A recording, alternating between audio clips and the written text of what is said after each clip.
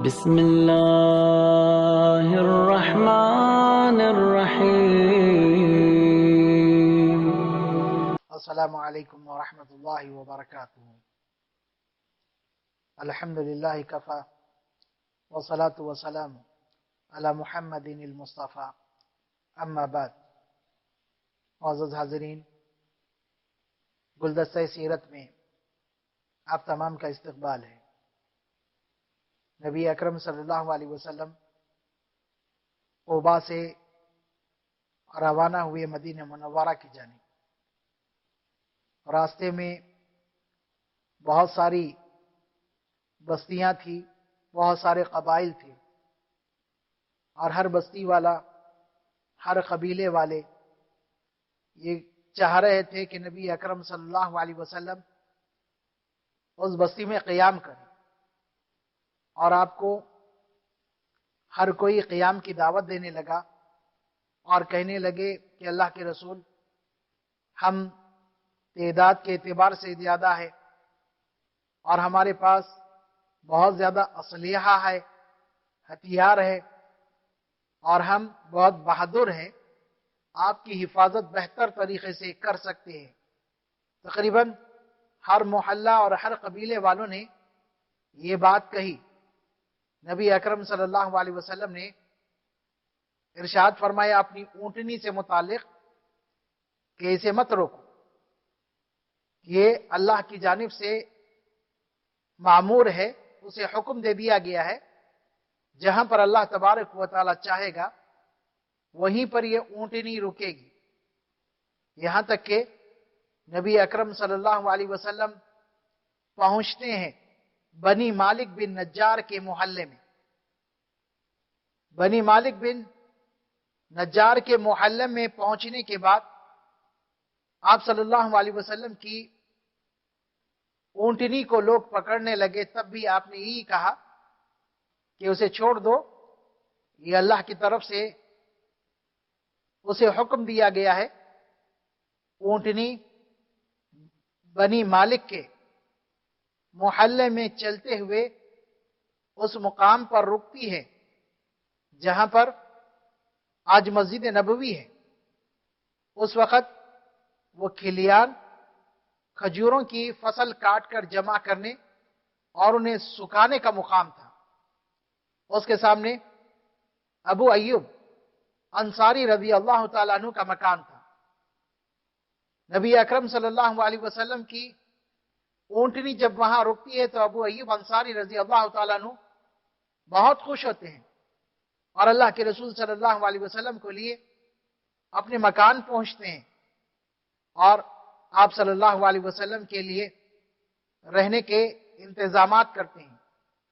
نبی اکرم صلی اللہ علیہ وسلم ابو ایوب انصاری رضی اللہ تعالیٰ عنہ کے مکان کے نچلے حصے میں رہ رہے ہیں. ابو ایوب انصاری رضی اللہ عنہ اور ان کی اہلیہ نبی اکرم صلی اللہ علیہ وسلم کی خدمت کر رہے ہیں اور وہ آپ صلی اللہ علیہ وسلم کی ضیافت میں کوئی کسر نہیں چھوڑ رہے تھے. ابو ایوب انصاری رضی اللہ تعالیٰ عنہ کہتے ہیں کہ میں میری اہلیہ نبی اکرم صلی اللہ علیہ وسلم کی خدمت میں کھانا پیش کرتی ہوں، اور جب آپ کھانے سے فارغ ہو جاتے تو میں اور میری اہلیہ نبی اکرم صلی اللہ علیہ وسلم کی انگلیوں کے نشانات کو ٹٹولتے کہ آپ نے کہاں سے کھایا، اور ہم بھی برکت کے حاصل کرنے کے لیے وہیں سے کھاتے. ایک دفعہ ہوا یوں کہ اوپر ہم رہ رہے تھے، نبی اکرم صلی اللہ علیہ وسلم نیچے تھے. ہمارا پانی کا گھڑا جو مٹی کا تھا وہ پھوٹ گیا. میں اور میری اہلیہ بہت زیادہ پریشان ہو گئے اور یہ کوشش کرنے لگے کہ نبی اکرم صلی اللہ علیہ وسلم پر پانی نہ ٹپکے.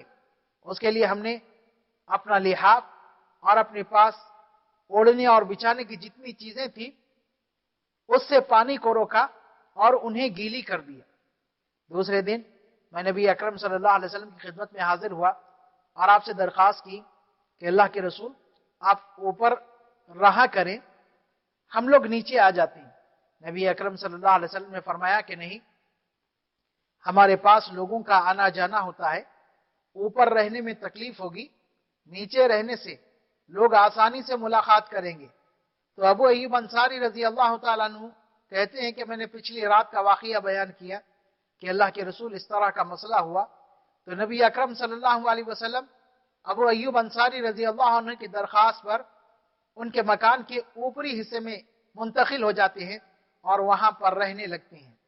ابو ایوب انصاری رضی اللہ تعالیٰ عنہ ایک دن کا واقعہ بتاتے ہیں کہ ہم نے روزانہ کے مطابق نبی اکرم صلی اللہ علیہ وسلم کی خدمت میں کھانا پیش کیا، لیکن کچھ دیر کے بعد ہم دیکھتے ہیں کہ آپ نے کھانا تناول نہیں کیا، جس سے میں سخت گھبرا گیا اور پریشان ہو گیا، اور میں نے آپ سے وجہ دریافت کی کہ اللہ کے رسول ایسا کیا ہو گیا جس کی وجہ سے آپ نے کھانا تناول نہیں کیا۔ تو نبی اکرم صلی اللہ علیہ وسلم کہتے ہیں کہ اس میں پیاز اور لہسن ملا ہوا ہے، اور پیاز اور لہسن اس میں بو ہوتی ہے، میں نہیں کھا سکتا کیونکہ میں جبریل سے ملاقات کرتا ہوں، جبریل سے میری گفتگو ہوتی ہے۔ ابو ایوب انصاری رضی اللہ تعالیٰ عنہ کہتے ہیں کہ اس کے بعد ہم نے نبی اکرم صلی اللہ علیہ وسلم کی خدمت میں پیاز اور لہسن والا کوئی بھی کھانا پیش نہیں کیا۔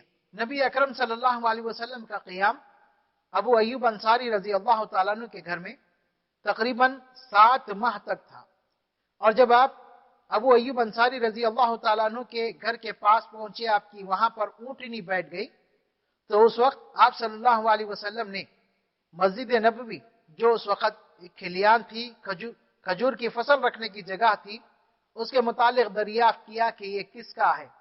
تو ابو ایوب انصاری رضی اللہ تعالیٰ عنہ نے کہا کہ یہ سہل اور سہیل نامی 2 یتیم بچوں کا ہے۔ تو نبی اکرم صلی اللہ علیہ وسلم نے اس کو خریدنے کے لیے دلچسپی ظاہر کی۔ تو نبی اکرم صلی اللہ علیہ وسلم کے سامنے سہل اور سہیل اور ان کے ذمہ داروں نے کہا کہ ہم بلا قیمت آپ کو دینے کے لیے تیار ہیں۔ تو نبی اکرم صلی اللہ علیہ وسلم نے اس کو قبول کرنے سے انکار کر دیا، قیمتاً ہی آپ نے اس کو قبول کیا۔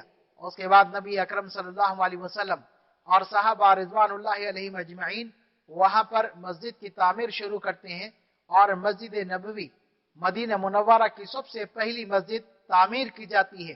حضرات صحابہ رضوان اللہ علیہم اجمعین مسجد کی تعمیر کے لیے اینٹ اور پتھر اٹھا رہے ہیں، اور نبی اکرم صلی اللہ علیہ وسلم بھی ان کے ساتھ اینٹ اور پتھر منتقل کر رہے ہیں، اور حضرات صحابہ رضوان اللہ علیہم اجمعین کی ہمت افزائی کر رہے ہیں ان کے اس نیک عمل پر، کیونکہ مسجد اللہ تبارک و تعالیٰ کی زمین پر اللہ رب العالمین کے پسندیدہ مقامات میں سے ایک ہے۔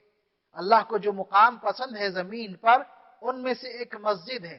اور پھر مسجد کے تعمیر کے بارے میں نبی اکرم صلی اللہ علیہ وسلم نے بڑی خوشخبری سنائی اور فرمایا من بنا للہ مسجدا بنا اللہ لہ بیتا فی الجنہ، کہ جو اللہ تبارک و تعالیٰ کے لیے زمین پر مسجد بنائے گا، اللہ تبارک و تعالیٰ جنت میں اس کے لیے گھر بنائے گا، بدلے میں اللہ تبارک و تعالیٰ اسے جنت کا گھر دے گا۔ اور یاد رہے مساجد سے اصلاح اور تربیت کا کام ہوتا ہے، اسی لیے نبی اکرم صلی اللہ علیہ وسلم نے قباء پہنچنے پر مسجد قباء کی بنیاد ڈالی، اور مدینہ پہنچنے پر مسجد نبوی کی بنیاد ڈالی۔ یہیں سے لوگوں کے احوال کی اصلاح ہوتی ہے، یہیں سے معاشرے کی اصلاح ہوتی ہے۔ اسی لیے نبی اکرم صلی اللہ علیہ وسلم نے قیامت کے دن اللہ تبارک و تعالی جن 7 لوگوں کو اپنے عرش کے سائے میں جگہ دے گا، اس میں سے ایک کے متعلق ارشاد فرمایا کہ ایسا آدمی جس کا دل مسجد سے لگا رہے، ایسا آدمی جس کا دل مسجد سے لگا رہے، ایک نماز ہو گئی، دوسری نماز کا وہ انتظار کر رہا ہے، اور جن کا دل مسجد سے لگا ہوتا ہے وہ لوگ برائیوں سے اور فتنوں سے دور رہتے ہیں۔ اس لیے ہمیں بھی مساجد کی تعمیر اور مساجد میں صحیح طور پر روحانی ماحول پیدا کرنے کی ضرورت ہے، کیونکہ یہاں سے معاشرے کی اصلاح ہوگی، یہیں سے معاشرے کا بگاڑ ختم ہوگا۔ اللہ تبارک و تعالی ہمیں نیک عمل کی توفیق عطا فرمائے۔